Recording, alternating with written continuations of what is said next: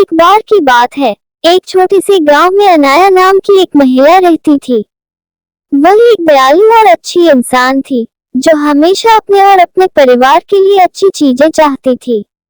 अनाया के पास एक प्यारा पति और एक खूबसूरत बेटी थी, लेकिन उसकी सास शांता उसके प्रति बहुत अच्छी नहीं थी। शांता अक्सर घटिया बातें कहती थी और अनाया को दुखी करती थी।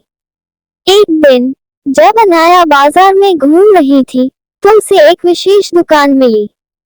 दुकानदार एक बुरा और बुद्धिमान व्यक्ति था।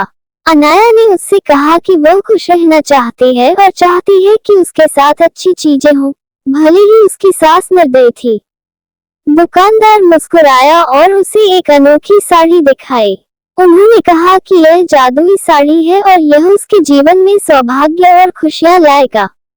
अनाया ने जादुई साड़ी खरीदने का फैसला किया और तुरंत उसे पहन लिया। जब अनाया ने जादुई साड़ी पहनना शुरू किया तो चमत्कार हो गया।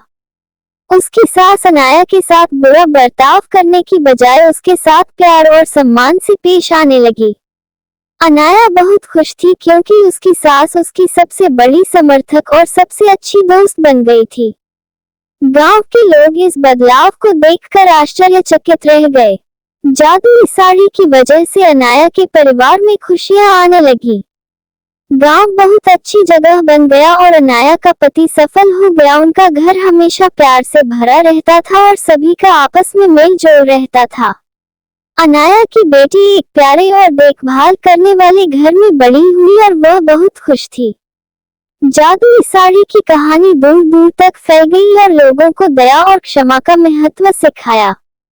अनाया बहादुरी का प्रतीक बन गई और उसने सभी को दिखाया कि दयालु होने से बड़ा बदलाव आ सकता है, चाहे चीजें कितनी भी कठिन क्यों न लगे। और इस तरह जादुई साड़ी के साथ मिलने वाली अच्छी चीजों का आनंद लेते हुए गांव हमेशा खुशहाल रहने लगा। साड़ी ने न केवल अनाया की जिंदगी बदली, बल्कि एक महत्वपूर्ण सबक भी सिखाया कि प्यार और क्षमा मुश्किल समय में भी खुशी और चमत्कार ला सकती है। दूसरों के प्रति दयालु होने से हम उनके और हमारे जीवन में भी खुशियां ला सकते हैं।